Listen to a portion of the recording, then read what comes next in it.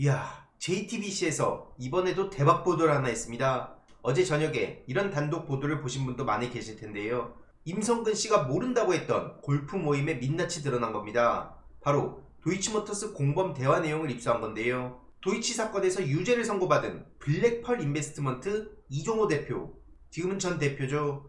이거에 대해서 박균택 의원이 입법청문회 당시에 집요하게 묻기도 했었습니다. 해병대 출신이고 본인하고 골프 모임도 자주 한다고 들었는데 모르냐? 라고 박균택 의원이 묻자 그때 임성근 씨는 이렇게 답하는데요. 한 번도 친 적도 없고 저 사람들도 난 모른다. 분명히 저렇게 얘기하지 않았습니까? 하지만 JTBC에서 임성근의 거짓말을 드러낸 겁니다. 그 모른다던 도이치 공범의 카톡방이 공개가 된 건데요. 보시다시피 포항 1사단에서 초대한다. 그러면서 해병대 사단장과 참모들과 1박 2일로 골프하고 저녁자리도 한다. 이런 내용이 나왔던 겁니다.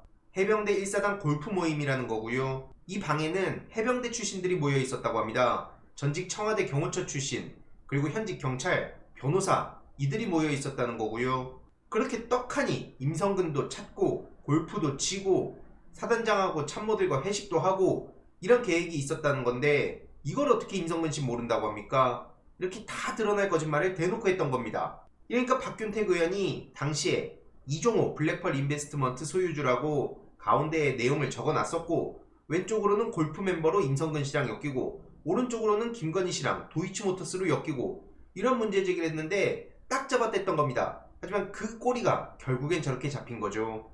실제로 저 이 씨는 김건희 씨의 계좌를 시세 조종에 동원하는 등 범행에 깊이 관여했다. 이게 법원의 판단이었고요. 실제로 김건희 씨와의 친분도 자주 언급했다고 합니다. 이러니 이와 관련한 기사에 채팅이 5,000개 가까이 달렸고요. 유튜브 영상이라든지 각종 커뮤니티로 퍼지면서 빠르게 이와 관련한 내용이 전파되고 있습니다. 그도 그럴 것이 여기서 또 결국엔 김건희 씨가 나온다고? 이런 반응이 압도적일 수밖에 없지 않겠습니까?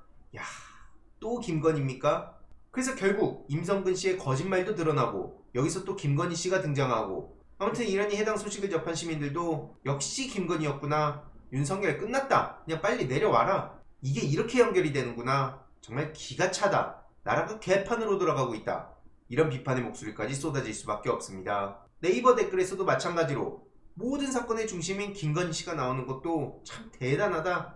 가장 궁금했던 연결고리의 문이 열리는구나. JTBC가 태블릿 이후에 또 중요한 걸 터뜨렸다. 이러니까 신속하게 민주당 안으로 최혜병 특검법이 통과돼야 되는 거다. 네이버에서도 요즘 이런 반응이 압도적으로 지분을 차지하는 거, 이게 다 무슨 의미겠습니까? 이러니까 윤석열 대통령이 부랴부랴 여기저기다가 전화하고 온갖 무리수를 남발했던 것도 퍼즐이 저렇게 맞춰지는 거냐, 지금 이런 얘기들이 나오는 거고요. 애초에 저들이 증인 선서를 거부한 거, 임성근, 이종섭, 신범철, 이것도 다 이렇게 퍼즐이 맞춰지는 것 같다는 얘기가 나올 수밖에 없는 거죠.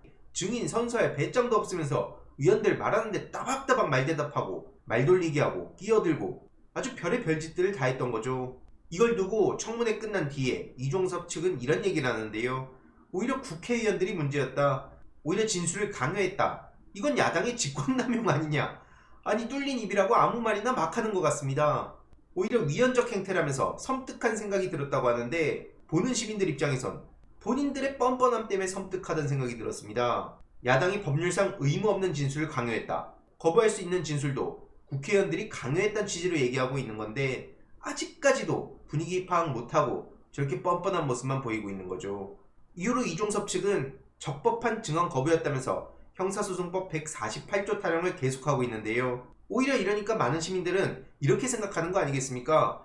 아니 저거 국회 증언 잘못해가지고 나중에 유죄 판결 받을까봐 저러는 거 아니냐? 그러니까 대놓고 그냥 거짓말하겠다고 시작부터 증인선서 거부한 거 아니냐? 이런 얘기들이 진작부터 나왔던 겁니다. 아무튼 그러면서 청문회 자체가 직권남용 범죄행위였다고 하는데 아니 살다 살다가 국회에서 청문회 하는데 이게 범죄행위라 그러면 국회는 왜 존재하는 겁니까? 그냥 아예 윤석열 혼자 다 해먹으라고 하세요. 가가지고 뭐 저런 뻔뻔한 인간들이 장관이었다, 사단장이었다, 아주 놀고들 있습니다 진짜. 박종훈 대령이 중요한 본질을 지적하지 않았습니까? 한 사람의 경로로 엉망진창이 됐다고요. 수많은 사람들이 범죄자가 됐다고요. 윤석열 복심이라 불리는 이시환 전 비서관도 당연히 책임을 피할 수가 없고요. 수사 중이라 답변이 어렵다. 그리고 임기훈 씨 같은 경우에는 윤석열 경로가 국가 안보 사안이다. 빨갛지도 않은 소리들을 아무렇지도 않게 내뱉었고요. 신범철 씨 같은 경우에도 중요한 내용을 실수로 폭로하지 않았습니까? 윤석열 전화를 회수 내용으로 했다며요. 무슨 얘기가 더 필요합니까? 그리고 유재은의 증언은 사실이었다고 JTBC에서 단독 보도를 하지 않았습니까? 여기에 결국 국수본이 또 개입을 해가지고 경북경찰청에 국방부 내부가 난리 났다는 걸 전달하고, 그래서 유재은 씨랑 통화를 하고 회수를 해가고, 이런 일들이 하나씩 다 드러나고 있습니다. 이런 와중에도 정신 못 차린 국힘 정치인들을 보면 야, 저렇게 도태되는구나 싶습니다. 최고위원 출마한다는 하문경 씨는 최혜병 사건과 김건희 씨 사건이 법적으로 문제될 거 없다, 팩트 자체로 보면 그다지 문제되지 않았을 일이다, 정신 못 차리고 지금 전당대회 앞두고 저렇게 자기 출세를 위해서 아무 말 대잔치를 벌이고 있는 거, 이게 과연 국민의힘에 도움이 되는 걸까요? 그러면서 결국에는 두 기관의 수사 결과를 지켜보고 판단하자, 이런 식으로 뻔한 소리 나오고 있습니다. 심지어 성일종 같은 인간도 정말 파렴치하다는 생각밖에 안 드는데요. 민주당 독재라면서 완장을 찼다고 난리를 치고 있는 겁니다. 그래서 완장 찬 민주당 때문에 나머지 7개 상임위원장을 우리가 수용할 수밖에 없었다, 이런 얘기라는 건데요. 앞서서 쭉 말씀드렸던 내용에 대해서 본인들이 제대로 해결할 의지라도 보였습니까? 윤석열 방탄, 김건희 방탄, 오로지 거기에만 충성하고 대통령실한테 넙죽 엎드리고, 계속 말씀드리지만 진영 논리라는 것 자체를 아예 그냥 무시하자는 얘기는 아닙니다.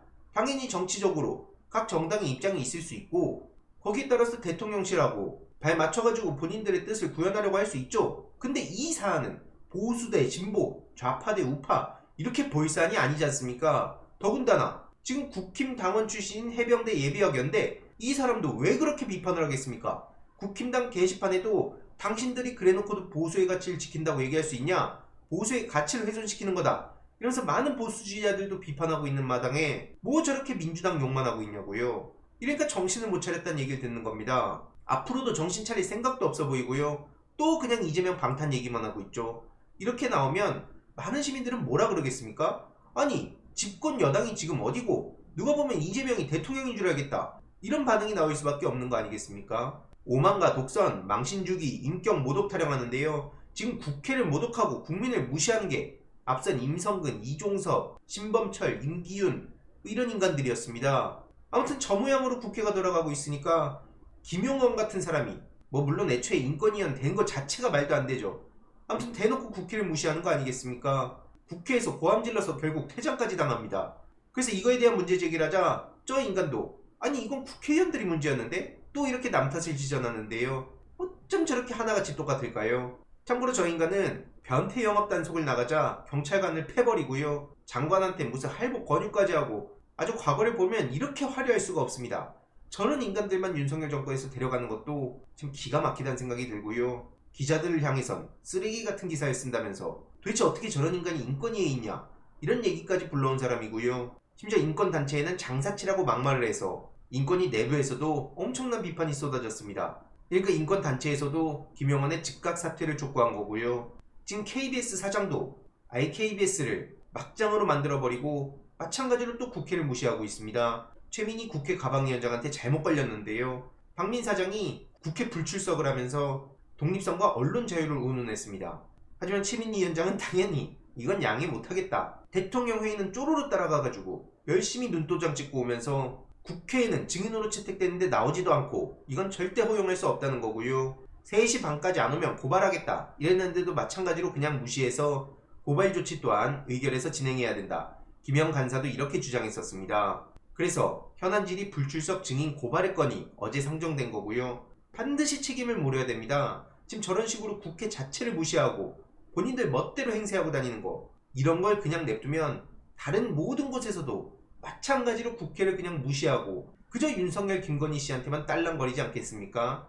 이런 이에 대해서도 반드시 책임을 물어야 된다는 반응이 압도적으로 이어지고 있는 겁니다. 참고로 KBS는 최근에 또 엄청난 구설수에 오르기도 했는데요. 최혜병 입법청문회 관련해서 KBS만 생중계를 안 해서 비판을 불러왔는데 되도 않게 무슨 야당 단독이라서 중계를 안 한 거다, 그러니까 전국 언론노조 KBS 본부에서도 즉각 반박한 거 아닙니까?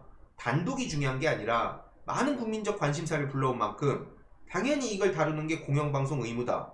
심지어 저렇게 생중계를 안 하는 걸 넘어서 전체 32개의 뉴스 꼭지 중에 7번째 뉴스 꼭지로 보도하고, 그것도 심지어 여당 입장만 내보내고 보도 내용도 부실하게 하고 제대로 검증도 안 하고, 이러니 마찬가지로 이에 대해선 수신료도 안 내고 채널에서 아예 삭제를 하고 싶다, KBS 안 본 지 오래다. KBS는 이제부터 여야 모두 참석한 뉴스만 보도해야 되지 않겠냐?